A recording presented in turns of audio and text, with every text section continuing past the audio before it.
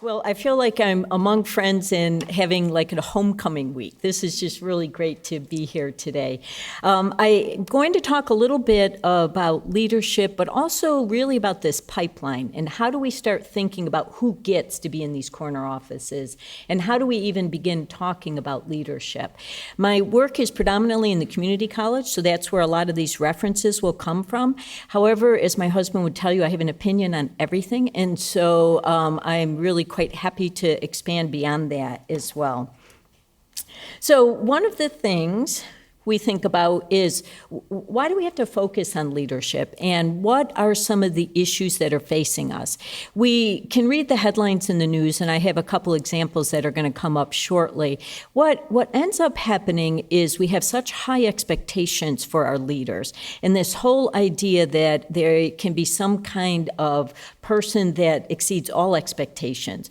We had been searching for a dean position one time, and I'm reading over the description, and I'm like, well, this is like a deity, This person does not exist. So how do we keep ratcheting up those kind of expectations, and how do we prepare people to be ready to step into those?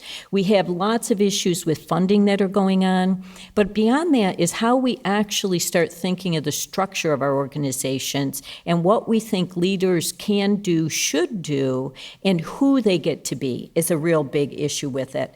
I think the large part that we see now is this whole notion of a balancing act. How do we take a lot of these competing needs and figure out what do I put attention to, and how do I decide among all of these competing needs? This is a picture of a word cloud that I used in a training session when I was in North Carolina. There were about 130 leaders there. They were for an institute to focus on student success. And I asked them, what is the one word you would describe for a courageous leader? And what are those kind of attributes that we start thinking are going to be necessary? And my argument for this conversation was that we really need people that are going to go out on a limb and are going to, in many ways, see around the corner what's coming, how do we think about this, and then have some of this risk-taking. So when you look at this, you can see what some of the key attributes are. And I think thinking about it from the perspective of the individuals that were participating in this, thinking of it from their own location, but the location of what is needed. So the role of intentionality ends up playing a real big part of it. But when we're thinking about the kind of people we want to follow, we're looking for this kind of honesty. We're looking for valuing of this. But a big aspect of this is also risk-taking. And with risk becomes real concerns over positions and how far out can you go with a risk on any of this. And I think it is telling, too, that we're looking at this and seeing the notation of grit in there. We're seeing a lot of the focus on grit from a student perspective, but what kind of information and internal fortitude do leaders need to be able to move forward as well? So I think that can be a large part of this as well. So why do we think about diversity within this, and how do we start thinking about diverse leaders? I think the idea of having more voices at the table has long been accepted. We know diversity is going to bring in a lot of different ideas, et cetera, with it. And we know that the research shows that the more voices that are there, the better things are going to be. But we also see institutions taking up the mantle, and leaders as well, for issues of social justice and how we're seeing the missions of institutions being formed. So when we look at community colleges in particular as areas that have open access, that are those places of second chances, we're seeing a lot of these attributes that are being called for as well. And I think the other part of this is, as we think of it from an institutional perspective, is why would anyone want to not include all the people? If we need the talent to be able to solve some of these problems, saying we're not going to be interested in diversity in a leadership position or along the pipeline begins getting at a loss of talent. And so how do we include more people? So I couldn't pass up. I've been a little feisty recently about some of the things that are going on and how we need to start thinking of what it means in a diverse culture and society. And when I was trying to think of how I would look at this, I just went and did some quick looks at recent articles. So on the one hand, we see that we're going to have these leadership shortages, and then we look at this larger context in which our leaders are operating. And because of the fact that we just recently had this Equal Pay Day for women, it was really at the forefront of my mind as I was preparing coming today and thinking, okay, we're in 2017 and we're still fighting many of the same battles over and over again. And how we're looking at what kind of climate that creates, both for those seeking leadership, but those also in these leadership positions. I was at a conference just recently with a number of community college scholars, and one of them is from Arizona, and she was commenting on the number of institutions there that have interim presidents, interim provosts, interim deans. So we're seeing this increasingly often in that there is sort of who drew the short stick kind of experience of who gets to sit in some of these positions, and what does that mean for the future stability of an institution when we have that much churn going on. So we're going to do a lot of looking at the context by the numbers. I come out of economics, and so you're going to see some graphs here. I was teaching finance once and overheard a student saying, oh my gosh, if I have to read one more article with a graph in it. And meanwhile, I've been assigning them all because they did have graphs, because I really think it shows things a little differently. So if we look at this at the community college, we have 58% of our leaders that are past 60. So nearing retirement. We've been looking at a leadership crisis there for quite some time. But we have them getting ready to leave, but they're staying in their positions a shorter time. So this recent report out of California shows that the community college presidents are staying about half the amount of time that four-year presidents are. So you have to begin asking the question, so what's up there? You know, why is it that the community colleges tend to be a more challenging environment to lead at this time? And what does that say about the preparation of individuals? So essentially what we see in our community college system is older white men leading them. And this is actually a picture of the chancellor in the state of Virginia, Glenn Dubois. And I think it really represents that generation that we see, especially in community colleges, and then the type of people that have stayed within the system and have been being promoted. If we start looking at the pipeline for this, we look at chief academic officers, and half of them are saying, yeah, I don't want that job. You know, I don't want to be considered for a position for a presidency or a chancellorship. It's not really something I want to do. And when you ask them, well, why is it that you don't want it? It's like, well, it's not an attractive position. You have a lot of time that you have to do. They feel they're going to give up more than they're going to gain by looking at a promotion in that kind of way.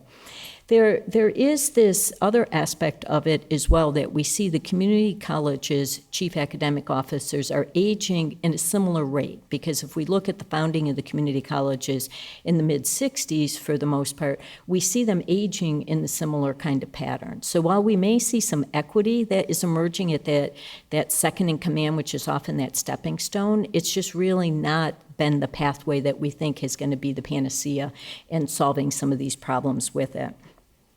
The other part of this is what happens along the pipeline in terms of the development of individuals. And I've started thinking of this as the chosen one, like who gets those opportunities? Who is the person that gets to go to the training or gets to head a specific committee that ends up poising them quite well for these promotions? Because not everybody gets the same opportunity. So how do we start thinking a little bit differently about that? And it makes me think in my own work of what do we need to be doing in graduate programs to think about training for future leaders and how we can do it. So I mentioned Virginia. So I just couldn't pass this up. Kay Moore was a faculty member of mine and one of the first women in lots of leadership positions. And she told me once in her early days at Cornell, she had taken an org chart and did this pink and blue marker piece. And I thought, well, it's really telling when you start doing this. So you're going to see here a comparison of Virginia and Maryland.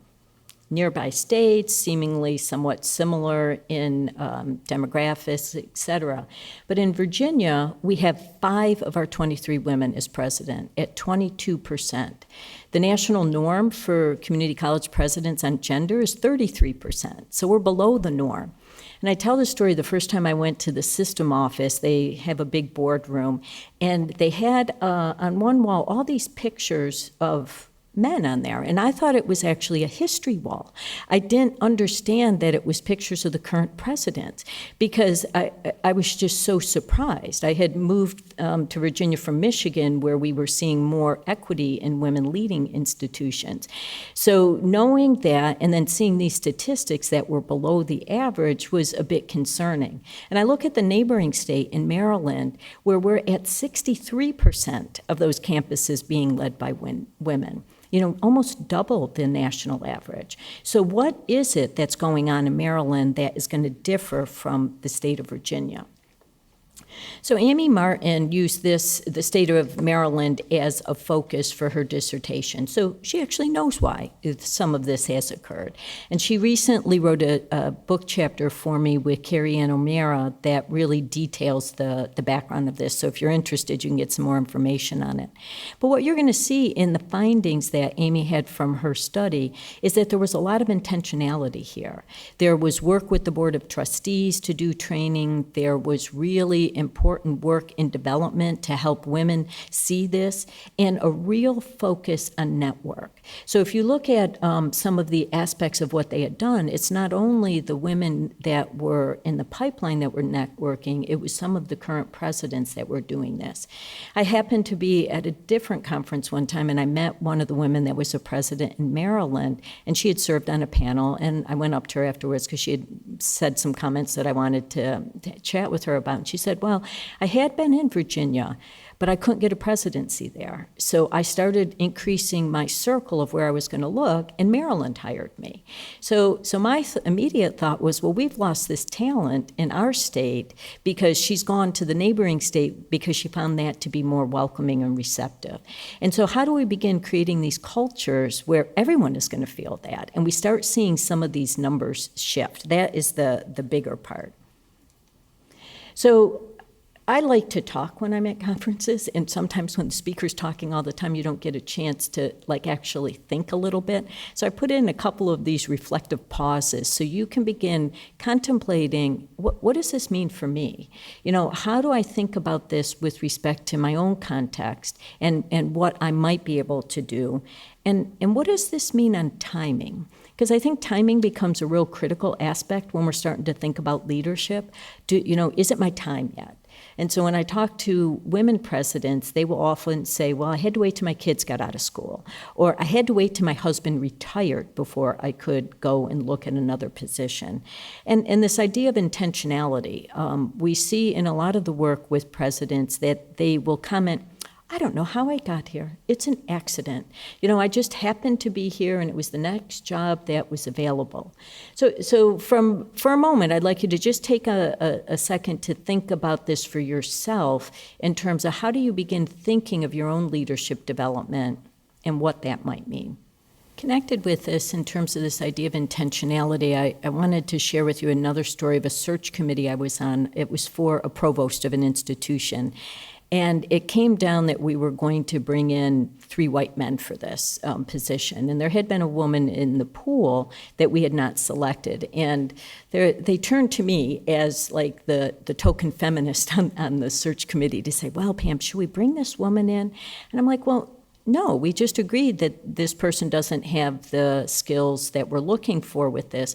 I said, what we should be doing at our own institution is creating opportunities for women to gain these skills so they're competitive in these searches. So not having these people come into a campus in a situation where they're not going to be successful. So I think we need to constantly be asking those questions in all of these different environments that we're in.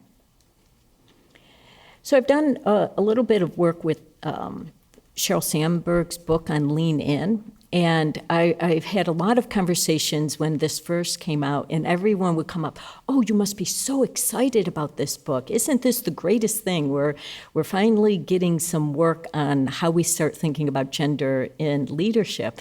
And I said, well, in fact, I actually don't like the book that much, because what she's saying is, oh, if you just try harder, it's all your fault, really, that you're not getting ahead. And you're taking, she uses that phrase, you're taking your foot off the gas. And she talks about scenarios in her book where people have opted out.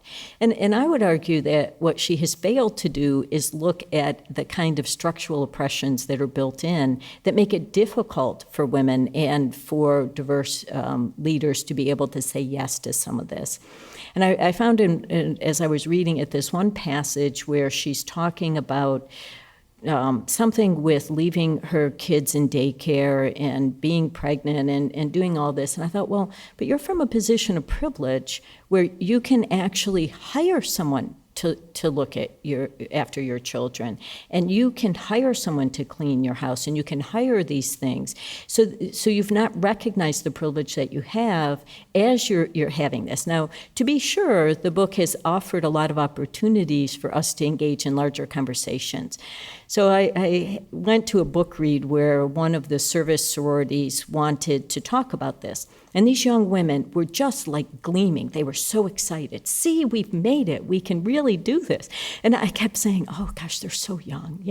They haven't had those experiences where someone says, oh, well, you can't do that. Or I expected you to say you have to leave to go pick up your children. And there's a little bit of a double bind there in that as a female leader coming into this, you get a certain look when you say, oh, I have to go and get my children. Whereas often male colleagues in that same situation get kudos. Oh, isn't that so great? They're going to take care of their children. It's like, well, of course they're going to take care of their children. But you get judged differently based on that. So I think as we look at that, trying to see that differential, I would argue that part of this is it's wrapped up in this notion of this ideal worker. Someone that's going to come in and work. I used to say 40 hours. I'm going to start upping that to 50 or 60 because that really is much more the norm. And that somehow all these other things magically occur. Somehow the laundry gets done and the groceries get bought and all of these things are happening because we're built on such an old system where there were people at home that did that, typically women, that were supporting people doing it. I think there's also a negative with this in that men that want to be more involved are equally getting punished or not having the opportunities. When my husband was in graduate school, he stayed home to watch our first child because I actually had a job with benefits. And so we did like to eat. So that really was a help that he was doing that. And one of the people on his dissertation committee looked at him one day when he had brought our son into work and said, oh, are you too busy mothering today that you can't do X, Y, or Z? And it's like, well, no, it's called parenting. And the negative impact on his career was actually quite severe in terms of the kind of recommendations he even got from this dissertation committee member because he had discounted him as not being ideal, not having that focus just on work and just on putting that ahead of all else. So it goes both ways, and I think it's really important to remember that as we look forward.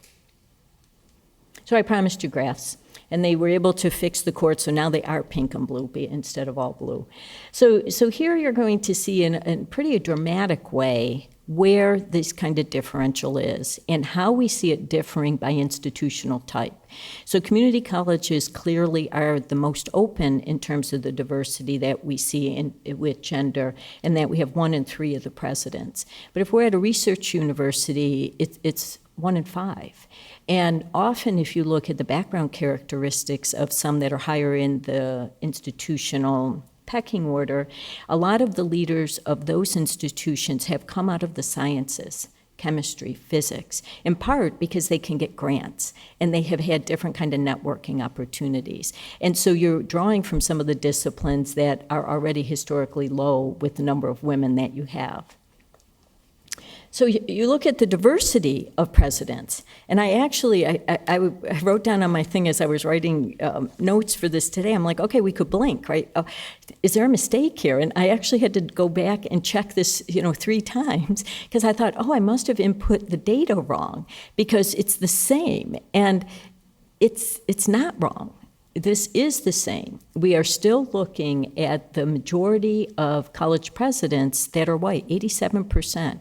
In total. So this has not moved. And I have the data showing here from 2006, but you can go back to 2001, the numbers are the same. They have not budged at all. And what we end up seeing within this diversity is often a double count, that the leaders are women and a person of color. So you're getting a count on, these are underserved leaders coming in, but it's still a very narrow band of that. And so we're not seeing that. We'll see the new results of this coming out next year. The American Council of Education has just done their new presidential survey. And we had been part of a working group to look at some of the questions on that survey, which was in itself interesting to see what are they even going to ask about, and how do we see any of this difference over time to be able to have as comparisons. So then I want you to take a look at faculty, because faculty are really the first line in terms of looking at future leaders. We have about 70% of our leaders come out of the faculty ranks. So again, this doesn't bode well when we're trying to look at trying to increase diversity with respect to gender. And that, again, we have the community colleges being the most accessible. We see individuals that are picking to work at the community college because they have a different kind of flexibility. I was finishing edits this week on a volume that's going to come out on gender in the community college, and our colleagues Kelly Ward and Lisa Wolf-Wendell wrote a chapter about female faculty members. And they picked the community college because it was a good place to work. It had flexibility, they got to focus on teaching. And they followed this group of women for 15 years. So at the beginning, many of them had aspirations for moving up into leadership, but in this last interview cycle with them, they're like, not so much. We're not interested in looking at that. So if we're looking at the population that, and again, in a community college setting that has the most women to draw from, and again, the women are not interested, we need to start asking that question of, well, why not? Why are they not interested in moving up? What is so awful about these positions, or what has been awful about their experiences along the way that makes them not want to look at that? So the diversity question, again, with respect to faculty, we're seeing, again, the majority being white faculty. You also see this having implications along disciplinary lines in terms of where female faculty are and where faculty of color are located. And so how we're starting to look at this really needs to change. Where do we start getting interest with this? And I've made the argument with the community college sector, because they enroll the most diverse student body, is that we have to start talking to them when they're students. We have to say, we need you to come back. We need you to come back and be faculty here. We need you to come back and lead in these institutions, because we need that kind of talent. And we're missing a great opportunity if we don't start doing that. And I think we often do a disservice in not thinking about staff, because it's often, they're the people that just make everything work, right? And they don't often get the attention. But what you see especially is, again, a gender dynamic going on here, and a diversity dynamic in terms of who are in these staff positions, or often the lowest paid positions on campus. And we have individuals often on four-year campuses that can take advantage of tuition remission and benefits. So many of them will go on and get a college degree or advanced degrees, but they're all conceived as, but you're a staff. You're not eligible, or even though you're technically eligible because you now have the credential, we really don't look at you seriously for a position. So I had a student that looked and did a study on classified staff at 2 different institutions. At the time, she was the assistant to the president. So a position where you got a lot of face time, you were really hearing a lot of things, and she was really frustrated by what was happening with classified staff, and could see in one way a real cultural difference on the two campuses she looked at. But the bottom line for classified staff as they went on and got advanced degrees was you have to leave your institution to be able to be considered because you're not looked at as that. So in this case, this individual student, she was always looked at, oh, that's Carla. She's the secretary to the president, not the administrative assistant, not the office manager, the secretary. So as she tried to be looking for other positions on campus, people had a preconceived idea of how she would fit, and what was eligible for her to be able to move on. Now, since this time, she has been able to get out of that administrative role and is now working as a director in an EEO department. So being able to really put her talent to work with it. And so looking at students, we know there are more female students on campus. There's a lot of attention recently on Black students on campus and what minority men are facing. And what we see in the data here is that women have been in the majority since the late 1970s. So this is not a new phenomenon. And it's not women are taking something away from other groups. It's just that a lot of the labor market has shifted. So we start seeing what's needed to be able to advance shifting as well. Women are about 57% of all undergrad populations, and so when we start thinking of this pipeline again for leadership, you can look all along the way. Well, wait a minute, we got a lot that are coming through. How come they aren't making it to the end of the pipeline? How come they're not getting to these advanced positions, and how do we think about that? So here I want you to think a little bit too. So how do we start thinking of breaking these patterns? How do we get away from the language of this deficit of it's the pipeline or an excuse that we're able to think of? And I like this idea of this sideways view because I think what it makes us think about is looking at the situation with a different eye. Instead of saying there's the problem here, is how do we start looking and saying there's a solution? So think for a minute about what you might have for that. I thought I've been doing a lot of work with leadership development and training for student success centers, and we've used some of Deborah Bragg's work with the Transformational Change Initiative. And what I thought was interesting in looking at the findings here was the number of points for successful initiatives that rely on networks. So networks are a very different way for us to start thinking about leading and getting away from singular, all-powerful leaders to trying to say, how is it better if you can just get along with others, if you can draw things from other individuals in? And what does that mean in terms of the skills that are going to be needed to really change? Like I'm at the stage where I'm just tired of us talking about changing, and we really actually do need to change. So what are the elements that are going to allow us to do that? If you look at the ASPEN Institute, they have been looking at award-winning institutions that have really made change within the community college sector, helping improve student outcomes, really working with community development. And here's their list of items that they've identified that really successful leaders possess.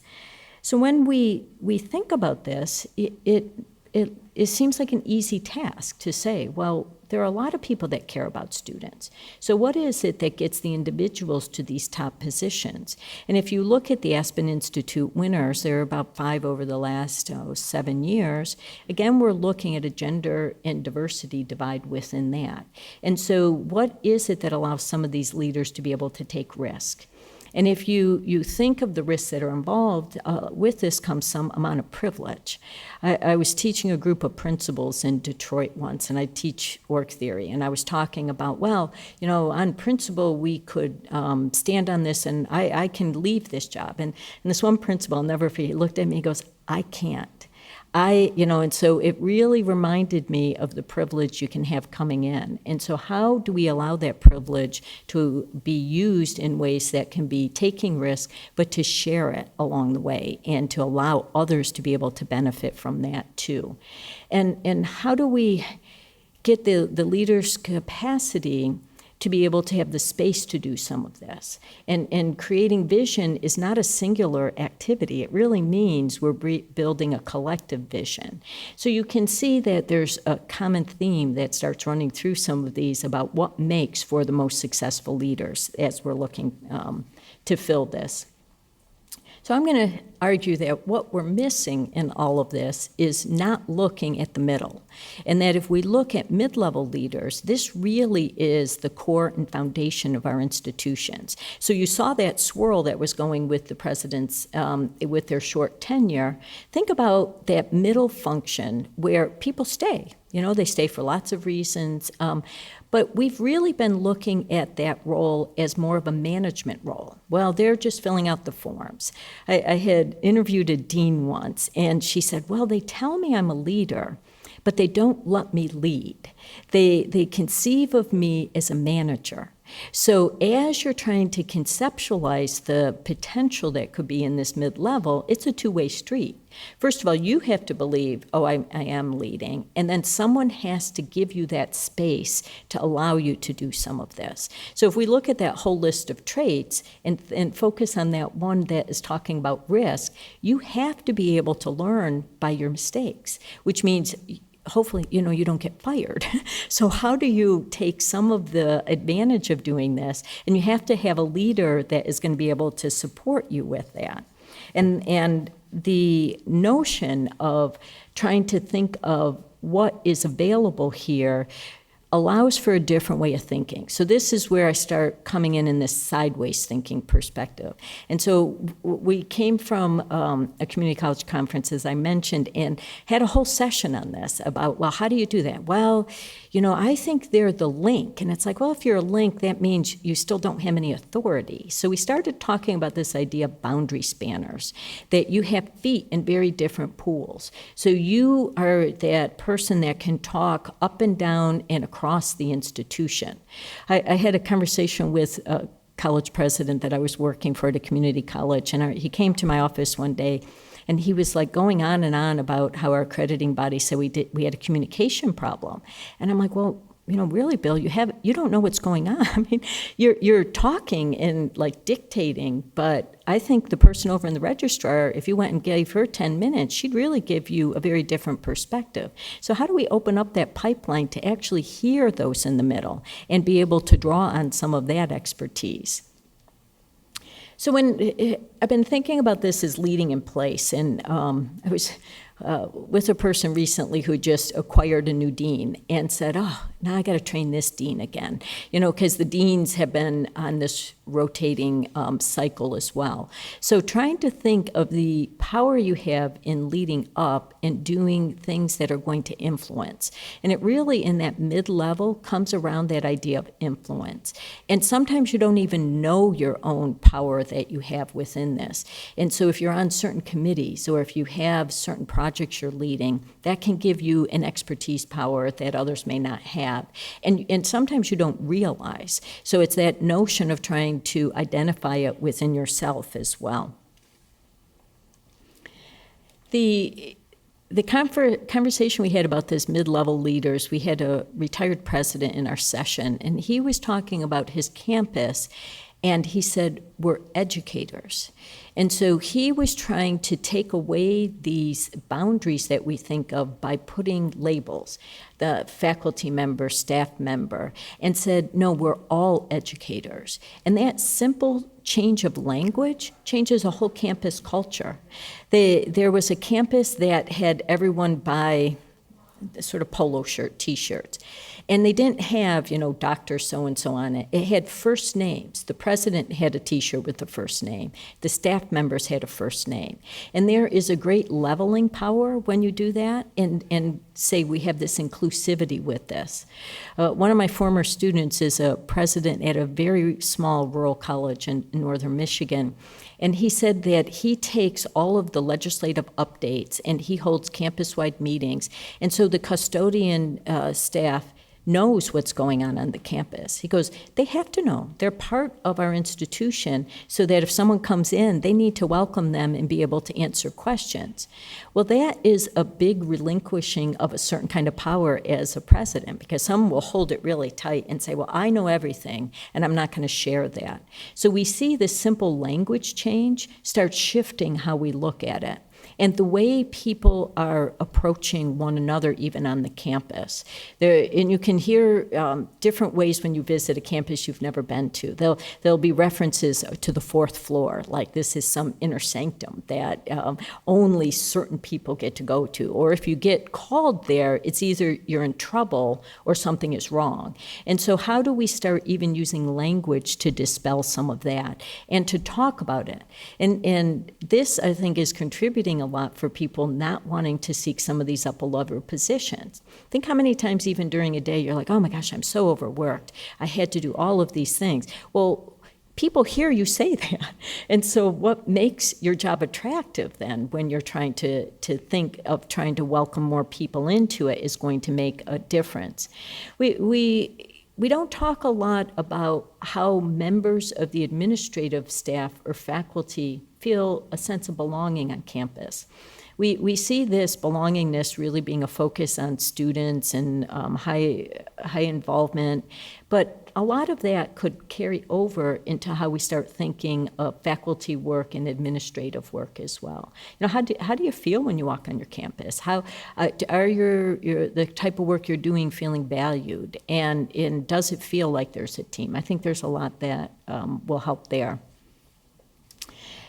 This notion of conceiving of yourself as a leader is probably the first piece that we see happening as we're trying to open up and diversify the pipeline. Because many people will say, well, I'm not a leader, because they don't conceive of themselves in this way. And it's oftentimes not until someone tells them, oh, you know what, you actually did a really nice job on that. You should consider X, Y, or Z as an opportunity, because they've not seen that in themselves. So there's this aspect of trying to frame the role of leadership a little differently, because if we go back to that picture that I showed you with Glenn Dubois, I don't look like Glenn Dubois. I don't act like Glenn Dubois. So if I don't see myself in some of these future positions, why would I even think I could do this? And how would I begin looking at that kind of a scenario? Because I don't look like that, and it really is not an opportunity. So if we go back to that Maryland example, people that are in the pipeline there see a lot of differences in terms of those leaders. There are leaders that look like them. There are leaders that they could reach out to ask for help. And so how we're beginning to look at that is really going to make a difference. I think validation theory is really important here to say, well, it is going to be hard, but it's worthwhile to do. So I think we miss that message often because we think of the parts of the job that are really untenable versus, oh, these are the parts that are really going to be helpful.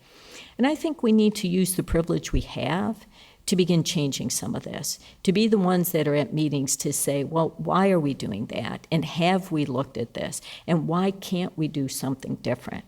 I went to my very first department meeting as a brand new faculty, and I'm just saying things because that's what I do. And one of the senior faculty came to my office afterwards and said, oh, well, I see you're not afraid to speak your mind. And I was like, I didn't know I couldn't. And so how would you be in this kind of environment and say, oh, I'm supposed to be silent? And so I think by being silent, we often end up being complicit in the kind of structures that are in place instead of being the one that says, well, why is it this way? Why can't we change that? And being that individual. Now with that comes some risk. And so that is where often the privilege comes in, to be able to say, well, I could take the risk that maybe someone else could, or someone else could take the risk for me as I'm looking forward. So I think that makes a big difference as well. So when we look at this new way of leading, I got quite discouraged with doing some national data review recently on the survey I did on community college leaders, because it looks the same. It looks the same as it did 10 years ago. The issues are the same. And so it really made me start thinking about, well, what's going to be different then? And how can I help make an opportunity for some of this difference? So I think a big part of this is constructing who we think can lead, because right now we have a very narrow band of what it needs to look like. I can recall going to this conference that had mostly presidents at it, and it was backed up right to a faculty conference. And you could tell the day the presidents arrived, because they looked different. They looked, I'm going to say, fancier. They had on, very nice suits. All, they were all. My mom would say they were put together well. And the faculty that were there, were walking around, schlepping backpacks and doing things. And I thought, wow, this is a visual representation. So how do we start breaking down what that vision is? Nancy Zimpher is the chancellor of the SUNY system in New York, and she has a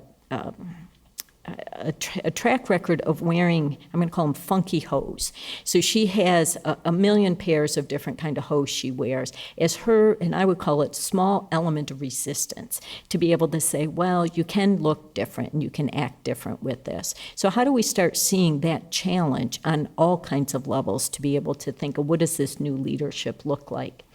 And who can lead? I think about this quite often from the perspective of who chooses to lead. Because often after I'll do a talk like this, someone will come up and say, well, so Pam, are you going to put your money where your mouth is? Are you going to try to go be a dean? Are you going to try to go be a president? And what benefit do you get with that? So I always see myself coming back to a community college campus to be some kind of leader, because that's where my love is. And in the meantime, what I've been concentrating on is saying, well, you know what, though? I can have a class of 30 people, and I can get 10 presidents out of this. So am I better to sort of be the seed planter? Or is this a cop-out? So in my middle-age crisis, I have this conversation back and forth quite often. So I would say I don't have a good answer for you yet on that. But how we decide how we make those personal decisions and really step up, because I think it is this stepping up. But it's also this idea of what are the ideals and how do we think of these ideals for leading, and what is the norm, which we need to think about. I do a lot with trying to figure out how we're changing systems and how we're changing leadership in them. So I use a lot of John Cotter's work, and he has a really nice 8-step model. And the first step on there is increasing urgency. So how do we tell people this is important? We recently wrote a Chronicle article on mid-level leadership that got quite a lot of play, and mostly because it happened to be on the back page of the hard copy, and people happened to see it. So this is a small way you can start saying, no, we really need to be doing something. And we've been talking about this kind of crisis for years. So, and as you have seen from some of these comparison graphs, we really haven't made much change in there. So in order to get through this, and Cotter will tell you 70% of change efforts fail, which is not really an encouraging way to start out the book. But how do we follow through on this to say we do need to have change? So if we really believe we need to diversify our leadership pipeline, we have to create an urgency for that, and that's going to make a difference. So this one I want you to actually think about, but talk to a person right next to you. Because I actually would like us to do something in terms of thinking about how we're going to change some of this. So if you think of this idea of fostering diversity, what are you going to do? And what do you think others could do? And how would you bring some of those others in it? You actually have to talk to somebody next to you. This is, you thought it was going to be I was going to say a free lunch, but you don't even get lunch, so sorry. So I'm going to hope you've solved half the world's problems in the 3 minutes that you had to talk about this. So I think one of the big issues as you start looking at what you have been trying to think about as the actions you can do and what others can do are the kind of conversations we need to be having to actually get some of these changes to occur. Although I had one time a person tell me the best way to kill an idea is to form an ad hoc committee. So one of the things that we run the danger of is saying, well, we're just going to give it to so-and-so committee and they'll figure this all out. So trying to move this then from words to action is this idea of trying to figure out from an individual level, where can we increase agency? How do we increase some of that skill level? And then at that unit level, where is that questioning of assumptions? And why are we doing things this way? Who is getting the opportunity for some of these training sessions, et cetera? And how do you have individuals see them as opportunities? Because oftentimes it's like, oh, I got the short end of the stick. I have to go and be on that service committee. Well, those committees often put you in different circles so that you are able to do a lot. I was on the Provost Review Committee, and we ended up interviewing 30 individuals across campus. I never would have met half those people unless I had been on that committee.